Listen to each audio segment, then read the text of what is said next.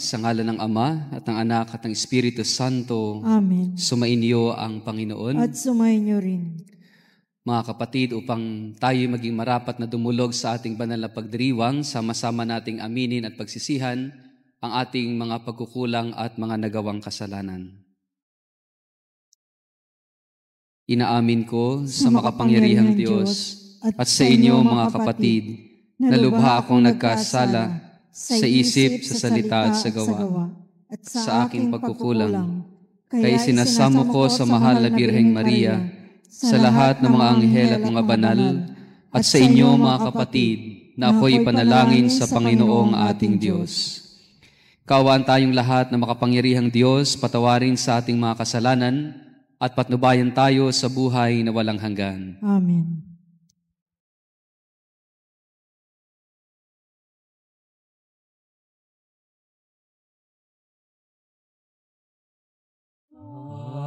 Panginoon, maawa ka. Panginoon, maawa ka. Kristo, maawa ka. Kristo, maawa ka sa amin. Panginoon, maawa ka. Panginoon, maawa ka. Papuri sa Diyos sa kaitaasan.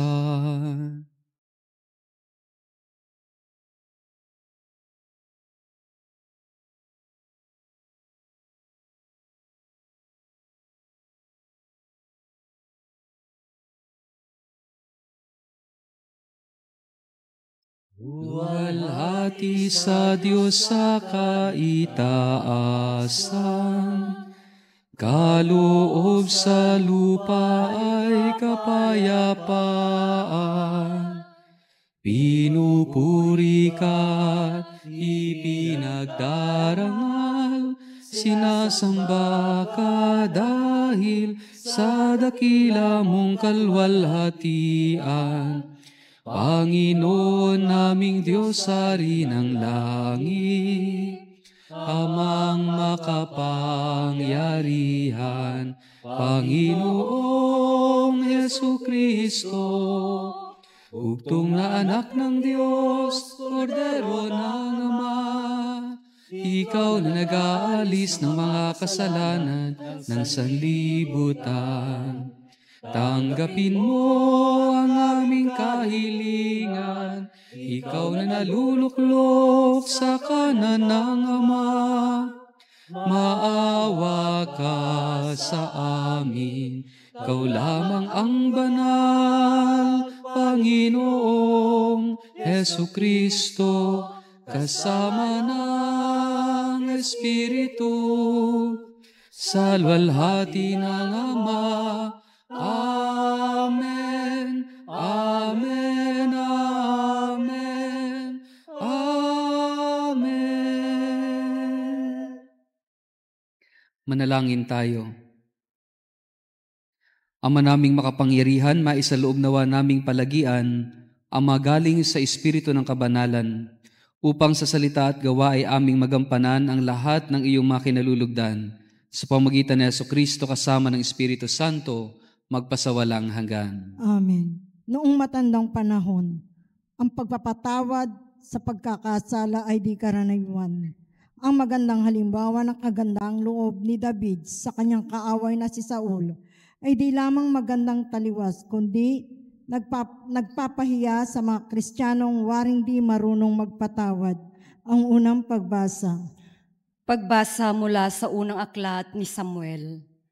Noong mga araw na iyon, lumakad si Saul, kasama ang 3,000 piling kawal na Israelita, upang hulihin si David. Kinagabihan, lihim na pinasok ni David at Abisai ang kampo ni Saul. Dinatnan nila itong tulog na tulog at napaliligiran ni Abner at ng buong hukbo.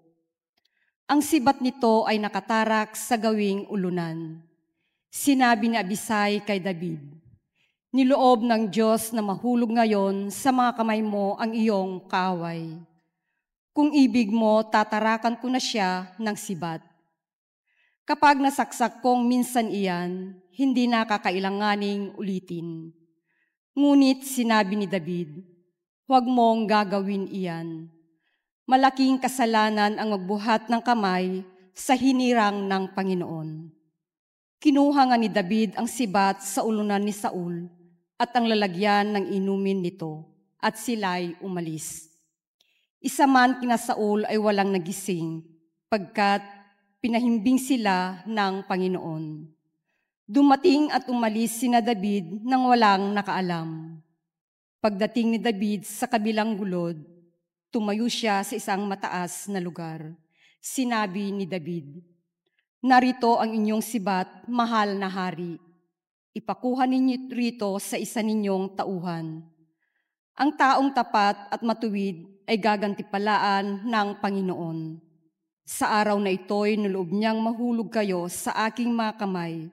Ngunit hindi ko maaring pagbuhatan ng kamay ang hinirang ng Panginoon."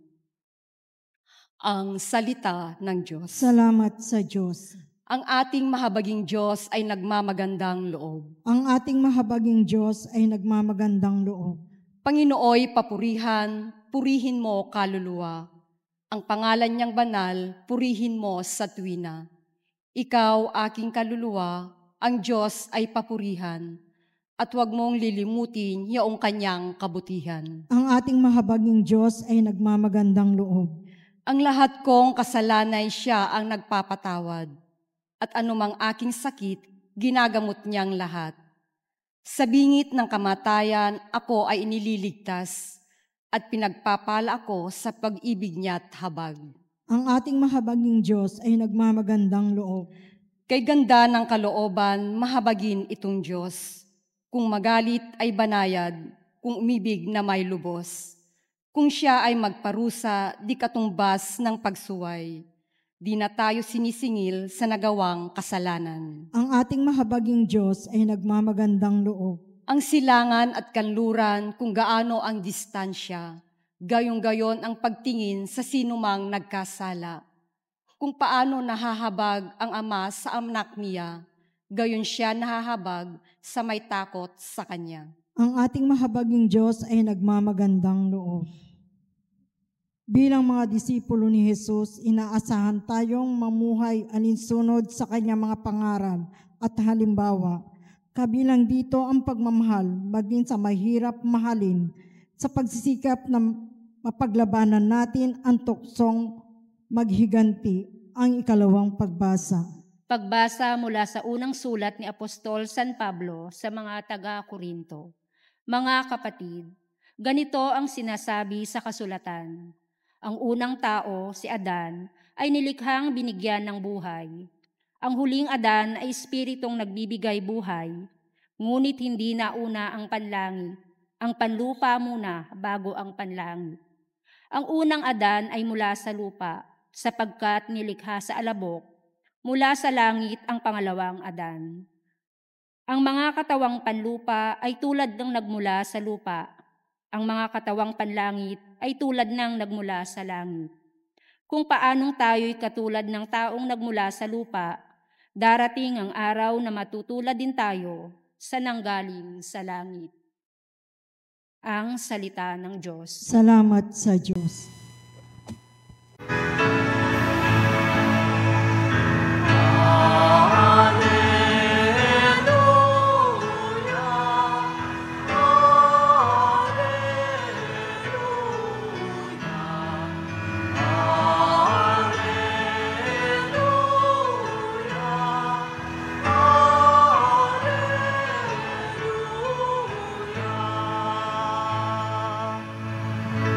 Sa daigdig ay laganap, liwanag na sumisikat,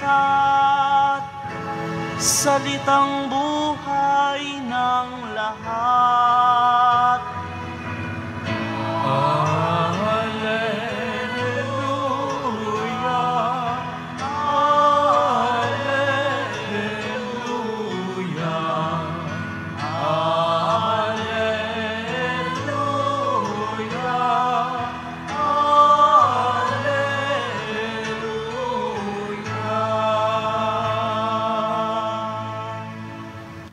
Sumainyo ang Panginoon. At sumainyo rin. Ang mabuting balita ng Panginoon ayon kay San Lucas. Papuri sa iyo, Panginoon. Noong panahong iyon, sinabi ni Jesus sa kanyang mga alagad, "Sinasabi ko sa inyo, mga nakikinig, ibigin ninyo ang inyong mga kaaway. Gawan ninyo ng mabuti ang mga napupuot sa inyo. Pagpalain ninyo ang mga sumusumpa sa inyo. Idalangin ninyo ang mga umaapi sa inyo. Kapag sinampal ka sa isang pisngi, iharap mo rin ang kabila. Kapag inagaw ang iyong balabal, ibigay mo pati ang iyong baro. Bigyan mo ang bawat nang hihingi sa iyo, at kung may kumuha sa iyong ari-arian, ay huwag mo nang bawiin pa ang mga iyon. Gawin ninyo sa iba ang ibig ninyong gawin nila sa inyo. Kung ang iibigin lamang ninyo ay ang umiibig sa inyo, ano pang gantimpala ang inyong hihintayin? Kahit ang mga makasalanan ay umiibig din sa mga umiibig sa kanila. At kung ang gagawan lamang ninyo ng mabuti ang gumagawa sa inyo ng mabuti, ano pang gantimpala ang inyong hihintayin? Kahit ang mga makasalanan ay gumagawa rin ito. Kung ang pahihiramin lamang ninyo ay ang mga taong inaasahan ninyong makababayad sa inyo, ano pang gantimpala ang inyong hihintayin? Kahit ang mga makasalanan ay nagpapahiram din sa mga makasalanan sa pag-asang ang mga ito'y makababayad. Sa halip, ibigin ninyo ang inyong mga kaaway at gawan ninyo sila ng mabuti. Magpahiram kayo na hindi umaasa sa anumang kabayaran. Sa gayon, malaking gantimpala ang tatamuhin ninyo at kayo magiging mga anak ng kataas-taasan. Sapagkat siya'y mabuti sa masasama at sa mga hindi marunong tumanaw ng utang na loob. Maging mahabagin kayo, gaya ng inyong Ama. Huwag kayong humatol at hindi kayo hahatulan ng Diyos. Huwag kayong magparusa at hindi kayo parurusahan ng Diyos. Magpatawad kayo sa inyong kapwa at patatawarin kayo ng Diyos. Magbigay kayo at bibigyan kayo ng Diyos. Hustong takal, siksik, liglig at umaapo pa ang ibibigay sa inyo. Sapagkat ang takalang ginagamit ninyo sa iba, ay siya rin gagamitin ng Diyos sa inyo. Mga kapatid, ang mabuting balita ng Panginoon. Pinupuri ka namin, Panginoong Jesucristo. Sino po ang nagsisilbing batas sa inyong tahanan? Si nanay o si tatay? Pag sinabing batas, siya yung laging nasusunod. Siya nagbibigay ng mga panuntunan. Siya magbibigay ng mga rules. At yung batas sa bahay, sa tahanan, nako, dapat masusunod. No? Well, mahalaga yung may batas. No? Mahalaga yung may batas na sinusunod. Kasi yung batas na yon ay magiging ruling natin sa buhay. Pero mahalaga na tingnan natin ano ba yung pundasyon ng mga batas. Siyempre, ang batas dapat nakaugat sa katotohanan, sa kabutihan, nakaugat sa pagmamahal. At ganito yung ibinibigay sa atin ng ating ebanghelyo ngayong araw na ito. Napakahalaga na meron tayong rule of life. Kapag sinabing rule of life, itong rule na ito ang siyang gagabay sa atin sa ating pang-araw-araw na buhay. Kapag wala kang sinusunod na rule of life, ang tawag sa iyo, unruly. No? You will become unruly. Yung para bang pakawala sa hawla. Gawin ko anong magustuhan, puntahan ang gustong puntahan, sabihin ko anong gustong sabihin. Wala kang rule na sinusunod. No? Napakahalaga ng rule of life para magsisilbing gabay natin sa pang-araw-araw na buhay, sa ating pakikipag-ugnayan, sa ating pagkamit ng ating mga pangarap sa buhay. Mahalaga yung rules. At ngayong araw na ito ay binibigyan tayo ng isang napakahalagang rule of life na tinatawag na Jesus sa ating ebanghelyo na golden rule. Ano yung golden rule? Hindi nyo alam? Pinag-aralan to sa kahit elementary, pinag-aaralan na to. Ano yung golden rule? Sino bang gumawa ng golden rule? Sa Chinese philosophy, di ba? So, sa Chinese philosophy, yung golden rule ni Confucius ay, do not do unto others what you don't want others to do unto you. Huwag mong gawin sa iba ang ayaw mong gawin ng iba sa iyo. Kay Jesus, iniba niya yung version ng golden rule dito sa ating gospel. Sa Panginoon, kabaliktaran nung kay Confucius. Sa Kanya, gawin mo sa iba ang ibig ninyong gawin nila sa iyo. Malaki yung difference nun. Kasi kapag sinabi mong huwag mong gawin sa iba kung ano ang ayaw mong gawin sa iyo ng iba, it is like masyadong preventive. No? O, di bali na, wala na lang akong gawin. No? So wala ka na lang gagawin para yung iba wala na lang din gagawin sa iyo, lalo na kung ito hindi mabuti. So it's like in a negative side na huwag mong gawin. Masyadong preventive, no? Pero sa Panginoon, hindi preventive at hindi cautious. Sa halip, it is proactive. Anong sabi niya? Gawin mo sa iba kung ano ang gusto mong gawin ng iba sa iyo. Ibig sabihin, dito sa golden rule, whether it is in a negative way of saying it or in a positive way of saying it, makikita natin na mahalaga yung ikaw, yung kilos mo, at yung iba. Which means, lahat ng ginagawa mo ay mayroong epekto sa iba. Lahat ng desisyon natin ay mayroong epekto sa iba. Kaya napakahalaga ng responsibility sa ating sariling kilos, responsibility sa ating sariling mga desisyon. Kasi kahit na pinakamaliit na kilos natin, ito ay mayroong epekto sa iba maliban sa ating sarili. Kaya nga, itong hamon ng Panginoon na ito yung maging rule of life natin. Do unto others what you would like others to do unto you. At dito yung magiging measure, magiging batayan ng ating gagawin sa kapwa. Kasi sabi nga niya, gawin mo sa iba kung anong gusto mong gawin ng iba sa inyo. Ang magiging basihan ng ating pakikipagkapwa sa isang salita ay habag, mercy. At yung mercy na yon, yung habag na yon, kapag ikaw, kung gusto mong kahabagan ka, dapat ikaw rin maging mahabagin.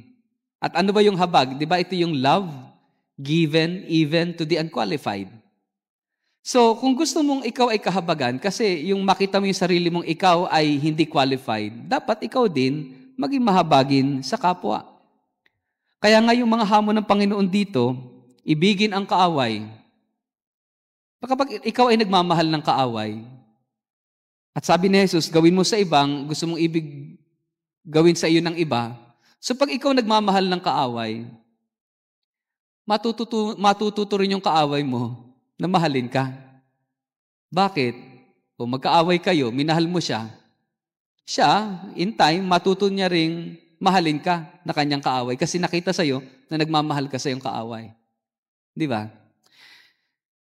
Gawan mo ng mabuti yung mga napupuot sa'yo. Kung may taong galit na galit sa'yo, gawan mo ng mabuti. Huwag mong isumpa. Huwag mong pagdasal na madapa o masagasaan o kaya kung ano mangyaring masama. Sa halip, gagawan mo ng mabuti yung taong alam mong galit sa'yo. No? Hanggang sa mamatay yung galit niya. No? Patayin mo siya ng iyong pagmamahal. No? At sabi rito, pagpalain mo yung sumusumpa sa'yo. Halimbawa, minura ka. Anong sabihin mo? God bless you. Hindi yung mumurahin mo rin pabalik. No? Kapag ikaw ay isinumpa, pag ikaw ay inapi, sabi dito, ipagdasal mo yung umaapi sa'yo. Nakita natin dito yung iniiba na Jesus, no? Yung ating pag-iisip, yung ating puso. Yung pagiging hindi bayolente. Kung ang ibang tao ay bayolente sa isip, sa salita at sa gawa, yung ikaw, tutugunan mo yung kanilang violence ng pagiging hindi violent. No? Si Mahatma Gandhi ay isa sa mga proponents ng tinatawag na active non-violence. Yung bang paniniwala na ito'y klase ng revolusyon na yung kasamaan ay hindi mo kayang supilin ng kasamaan. Yung kasamaan, masusupil lamang ng kabutihan. Yung inggit ay hindi dapat tapatan ng inggit. Yung kawalang katarungan ay hindi dapat tapatan ng kawalang katarungan. So makikita natin dito, ito yung tinatawag na active non-violence na pwede mong baguhin yung pangit na sistema sa pamamagitan ng pag-i-introduce ng bago at ng mabuting sistema. Yun ang ginagawa ni Jesus dito sa ating gospel. Pinapatay ni Jesus yung tendency nating maging reactive sa mga pangit na nangyayari sa paligid natin. At paano dapat tayo nagre-react? Sa pamamagitan ng pagiging proactive. Yung proactive is, hindi mo tatapatan yung pangit ng pangit, yung masama ng masama, yung kasinungalingan ng isa pang kasinungalingan. Kundi ang gagawin mo ay ipapahayag mo yung kabaliktaran noon. Kaya nga, yung sinasabi ng Panginoon sa bandang dulo ng ating gospel, no? Parang ito'y magandang balikan ninyo, no? Kasi napakaraming, para bang it's like mga pangaral ng Panginoon tungkol sa paano tayo mabubuhay. At sa bandang dulo sabi niya, sapagkat ang takalang ginagamit ninyo sa iba, ay siya rin gagamitin ng Diyos sa inyo. Tandaan ninyo, no?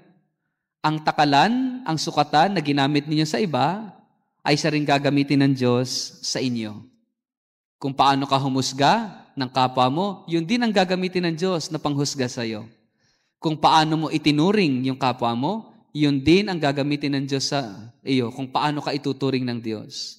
Kaya napakahalaga, kung gusto nating tayo ay ituring din ng Diyos ng maayos, ng may pagmamahal, ng tama at mabuti. Mahalaga, tayo rin sa ating kapwa ay ituring natin silang kapatid, kaibigan, kapwa, tao. No? Ibig sabihin, faithful doon sa sinasabi, gawin natin sa kapwa natin kung ano yung gusto nating gawin din ng kapwa natin sa atin. Amen.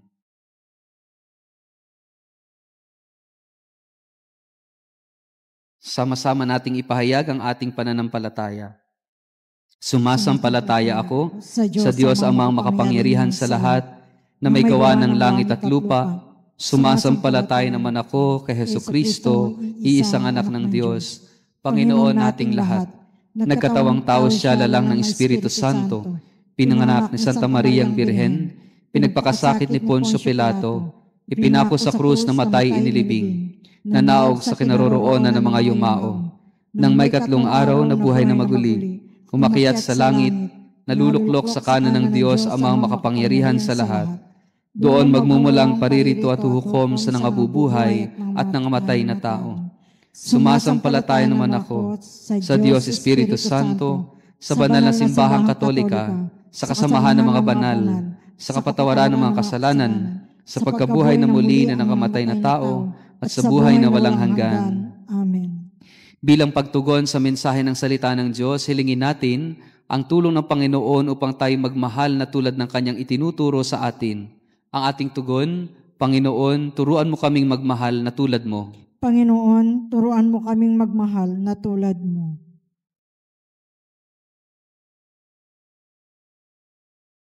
Para sa Santo Papa at iba pang mga pinunong espiritual, Tuwi na nawa nilang ipahayag ang mahigpit na hinihingi ng pagmamahal at pagpapatawad at manguna sa pagsasabuhay nito. Manalangin tayo. Panginoon, turuan mo kaming magmahal na tulad mo. Para sa lahat ng Kristiyanong tinatawagang magtaguyod ng kabihasnan ng buhay at pagmamahal, magpunyagi nawa silang magpahalaga sa buhay, igalang at itaguyod ito ng buong ingat sa kanilang sarili at sa kanilang kapwa. Manalangin tayo. Panginoon, turuan mo kaming magmahal na tulad mo. Para sa lahat ng mga biktima ng karahasan at kawalan ng katarungan, makahango nawa sila sa halimbawa ni Kristo at sa kapangyarihan ng biyaya ng Diyos ng lakas para magpatawad sa mga nang-aapi sa kanila. Manalangin tayo.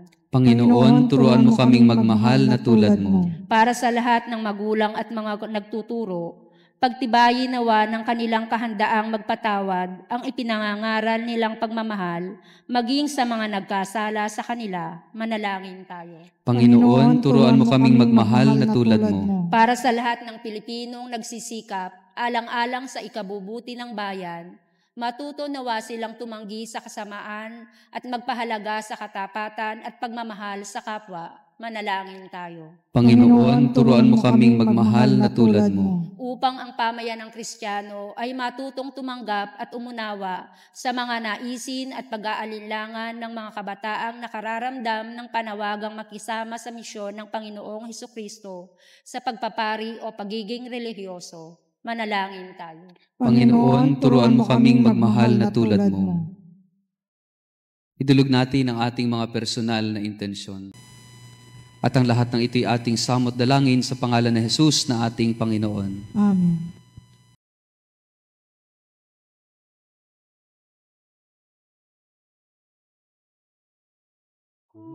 Kunin at tanggapin ang alay na ito, mga biyayang nagmula sa pagpapala mo. Tanda ng bawat puso, pagkat inibig mo, ngayon'y nananalig, nagmamahal sa'yo. Tinapay na nagmula sa butil ng trigo, pagkaing nagbibigay ng buhay mo. At alak na nagmula sa isang bangkay na ubas, inumi, nagbibigay lakas.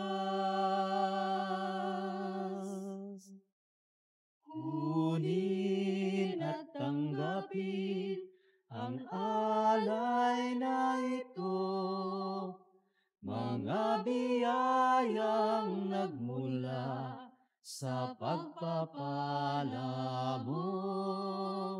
Tanda ng bawat puso, pagkat inibig mo, ngayon'y nananalig, nagmamahal sa'yo. Manalangin kayo mga kapatid upang itong ating paghahain ay kalugdan ng Diyos amang makapangyarihan. Tanggapin nawa ng Panginoon itong paghahain sa iyong mga kamay, sa kapurihan niya at karangalan, sa ating kapakinabangan at sa buong sambayanan niyang banal. Ama naming lumikha, sa pagganap namin ng banal na pagdiriwang, upang ikaw ngayoy aming paglingkuran, hinihiling naming naway mapakinabangan ang aming inihahain sa iyong karangalan, sa pamamagitan ni Jesucristo kasama ng Espiritu Santo, magpasawalang hanggan. Amen. Sumainyo ang Panginoon. At sumainyo rin. Itaas sa Diyos ang inyong puso at diwa. Tinaas na namin sa Panginoon. Pasalamatan natin ang Panginoong ating Diyos. Marapat na siya ay pasalamatan. Ama naming makapangyarihan, tunay ngang marapat na ikay aming pasalamatan, sa iyong kagandahang loob kami iyong ibinukod upang iyong maitampok sa kadakilaan mong lubos. Kahit na ikaw ay aming tinalikdan dahil sa aming pagkasalawahan, gumawa ka pa rin ng magandang paraang may manguna sa amin para ikaw ay balikan. Kahit ang iyong minamahal na anak ay naging isa sa mga taong hamak upang may kapwa kaming makapagligtas sa aming pagkapahamak at pagliligaw ng landas. Kaya kaisa ng mga anghel na nagsisiawit ng papuri sa iyo ng walang humpay sa kalangitan, kami nagbubunyi sa iyong kadakilaan.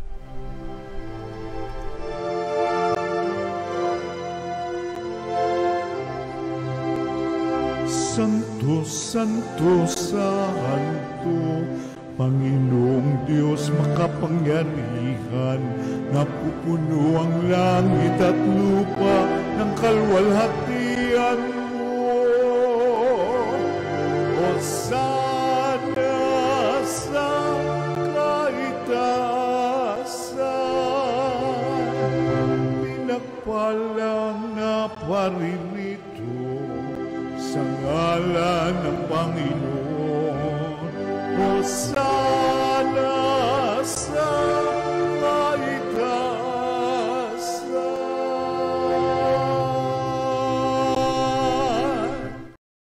Ama naming banal, ikaw ang bukal ng tanang kabanalan. Kaya't sa pamamagitan ng iyong Espiritu gawin mong banal ang mga kaloob na ito upang para sa amin ay maging katawan at dugo ng aming Panginoong Hesukristo. Bago niya pinagtiis ang kusang loob na maging handog, hinawakan niya ang tinapay. Pinasalamatan kanya. Pinaghati-hati niya yon, iniabot sa kanyang mga alagad at sinabi, "Tanggapin ninyong lahat ito at kanin, ito ang aking katawan na ihahandog para sa inyo."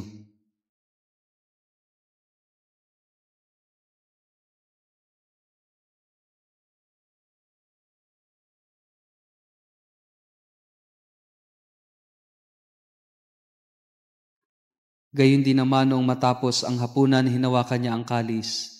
Muli kanyang pinasalamatan. Iniabot niya ang kalis sa kanyang mga alagad at sinabi, "Tanggapin ninyong lahat ito at inumin. Ito ang kalis ng aking dugo ng bago at walang hanggang tipan. Ang aking dugo na ibubuhos para sa inyo at para sa lahat sa ikapagpapatawad ng mga kasalanan. Gawin ninyo ito sa pag-alala sa akin."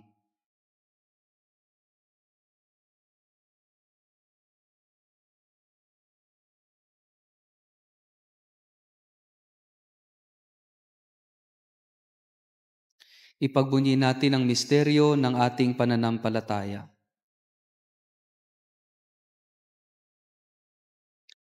Sa krus mo at pagkabuhay, kami natubos mong tunay.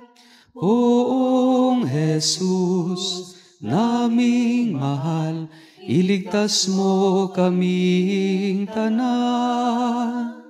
Poong Jesus, naming mahal, ngayon at magpakailanman.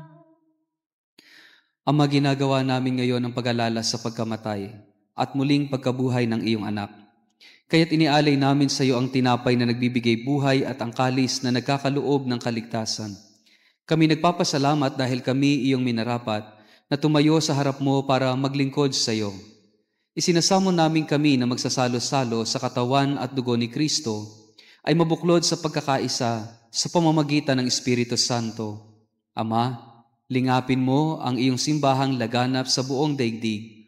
Puspusin mo kami sa pag-ibig. Kaisa ni Francisco na aming Papa, ni Roberto na aming tagapamahala at ng Tanang Kaparian. Alalahanin mo rin ang mga kapatid naming nahimlay na may pag-asang sila'y muling mabubuhay, gayon din ang lahat ng mga pumanaw. Kaawaan mo sila't patuloyin sa iyong kaliwanagan. Kaawaan mo at pagindapating kaming lahat na makasalo sa iyong buhay na walang wakas. Kaisa ng mahal na Birheng Maria na ina ng Diyos, ni San Jose na kanyang esposo, kaisa ng mga apostol at ng lahat ng mga banal na namuhay dito sa daigdig ng kalugod-lugod sa iyo, maipagdiwang nawa namin ang pagpupuri sa ikararangal mo sa pamamagitan ng iyong anak na aming Panginoong Hesukristo.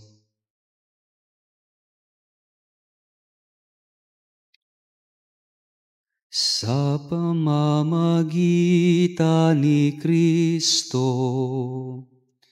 kasama niya at sa Kanya,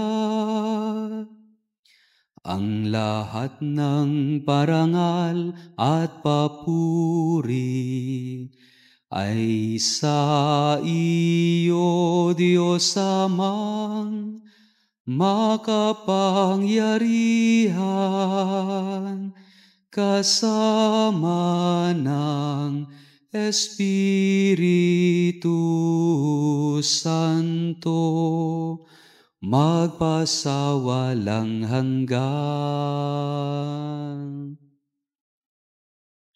Amen, amen, amen.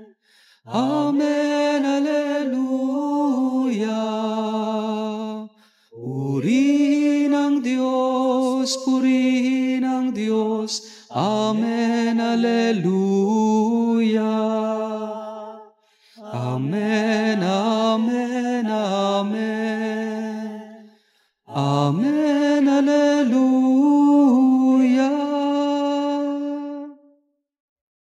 Sa tagubilin ng mga nakagagaling na utos at turo ni Jesus na ating Panginoon at Diyos, ipahayag natin ang lakas loob.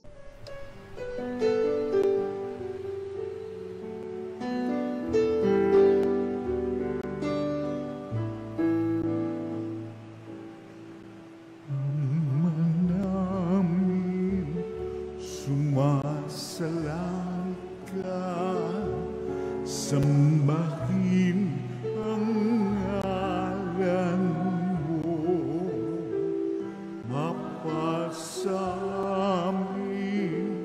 ang kaharian mo, sundin ang loob mo, dito sa lupa para ng sa langit. Bigyan mo po kami ngayon ng aming kakanin sa araw-araw, at patawarin mo kami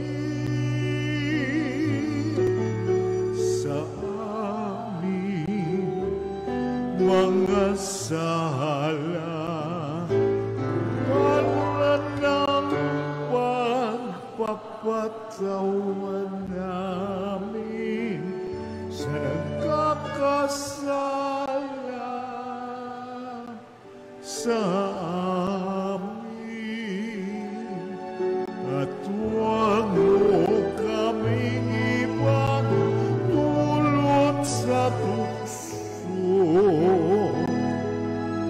at yadya mo kami sa lahat ng masama. Hinihiling namin kami adya sa lahat ng masama, pagkalooban ng kapayapaan araw-araw, iligtas sa kasalanan at ilayo sa lahat ng kapahamakan, samantalang aming pinananabikan ang dakilang araw ng pagpapahayag ng tagapagligtas naming si Jesucristo.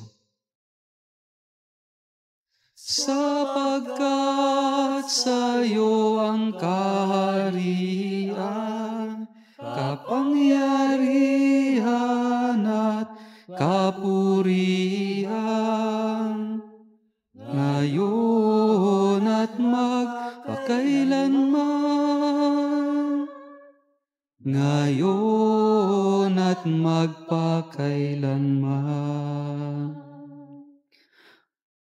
Panginoong Hesukristo, sinabi mo sa iyong mga apostol, kapayapaan ang iniiwan ko sa inyo, ang aking kapayapaan ang ibinibigay ko sa inyo. Tunghayan mo ang aming pananampalataya at huwag ang aming mga pagkakasala. Pagkalooban mo kami ng kapayapa at pagkakaisa, ayon sa iyong kalooban kasama ng Espiritu Santo, magpasawalang hanggan. Amen. Ang kapayapaan ng ating Panginoon ay laging sumainyo. At sumainyo rin. Magbigayan kaya't maghangad ng kapayapaan sa isa't isa. Peace be with you.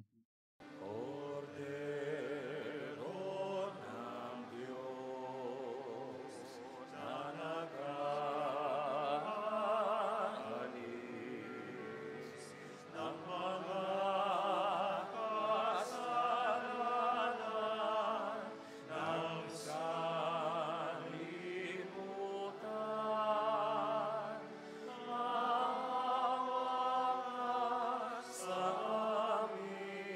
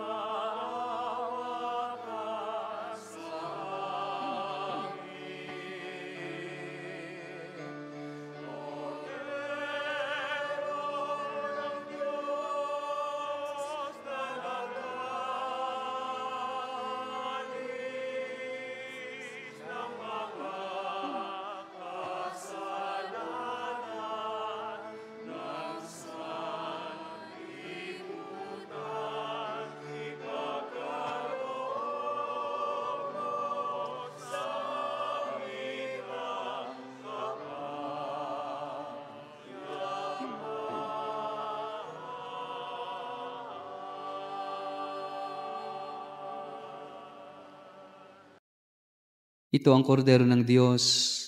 Ito ang nag-aalis ng mga kasalanan ng sanlibutan. Mapalad tayong inaanyayahan sa kanyang piging. Panginoon, hindi ako karapat-dapat na magpatuloy sa iyo, ngunit sa isang salita mo lamang ay gagaling na ako.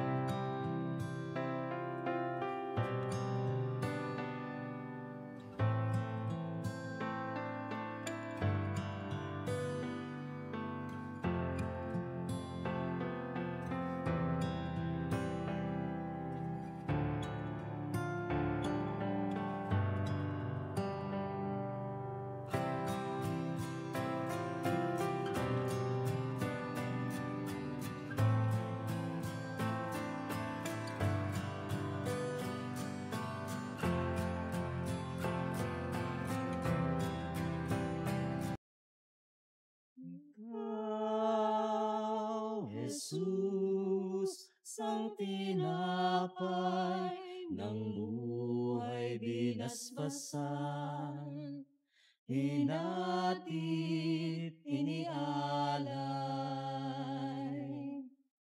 Buhay na ganap ang sa aming kaloob at pagsasalong walang hanggan.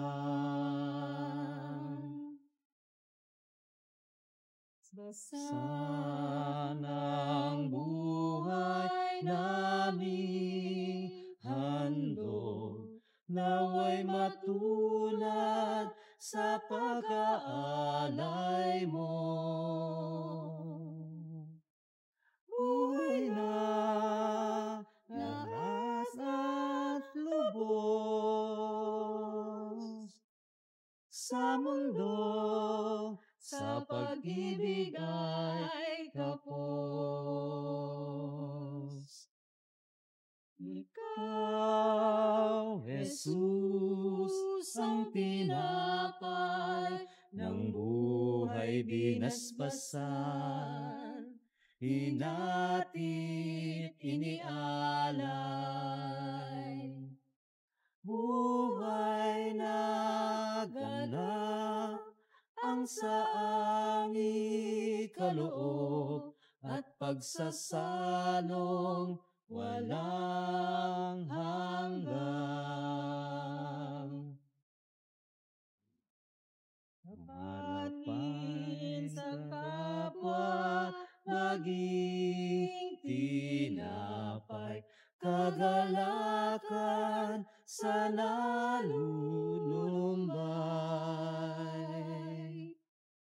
katarungan sa naapi, at kanlungan ng bayan mong sawi.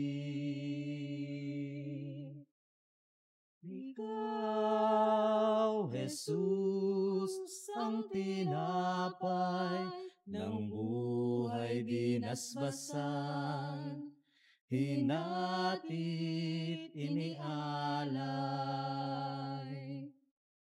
Buhay na ganap ang sa aming kaloob at pagsasalong walang hanggan.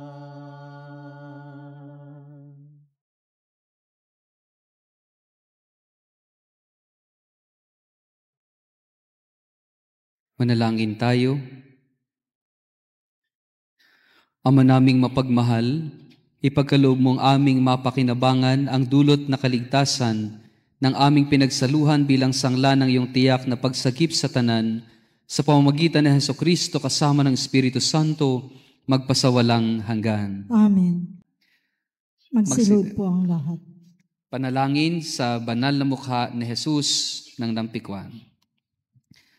Panginoong Hesukristo, sa iyong pagpapakasakit para sa amin, ay nakintal sa iyong mukha ang matinding kalungkutan, natanda ng iyong walang hanggang pagmamalasakit sa sangkatauhan, lalo na sa mga mahihirap at pinabayaan. Pinararangalan namin ang iyong banal na mukha, na siya ring nagpamalas ng kagandahan, pagmamahal, at kaumuan ng Diyos Ama. Sa kabila ng iyong sirang kaanyuan, namamalas namin ang iyong walang hanggang pag-ibig, na siya namang nag-uudyok sa amin, na ikay amin ring mahalin at himukin ng iba, na ikaw rin ay mahalin sa mga sirang kaanyuan ng aming kapwa, na ipinagkakatiwala mo sa amin. Ang luha na masaganang bumukal sa iyong mga mata at pisngi ay parang mga perlas na nais naming tipunin upang tubusin ang mga kaawa-awang kaluluwa ng mga makasalanan sa pamamagitan ng iyong hindi matatawarang halaga. O Jesus, ang iyong kabanal-banalang mukha ay nagbibigay galak sa aming kalooban. Hinihiling namin na manatili ang pagkakakintal ng iyong banal na mukha sa aming puso at upang makita ang kahalagahan ng aming pagiging mabuting katiwala ng mga kaloob mo sa amin. Maisabuhay nawa namin sa bawat araw ang tunay na diwa ng pagdadamayan bilang mga Kristiyano. Pag-alabin mo kami ng iyong pag-ibig upang sa pamamagitan nito kami naway maging karapat-dapat na makibahagi sa pagsambat pagdakila ng iyong banal na mukha sa kalangitan. Amen. Amen. Magsitayo po ang lahat. Sumainyo ang Panginoon. At sumainyo. Kayong lahat ay pagpalain at ingatan ng makapangyarihang Diyos, Ama at Anak at Espiritu Santo. Amen. Tapos sa ating banal na pagdiriwang, humayo kayong taglay ang pag-ibig at kapayapaan. Salamat sa Diyos.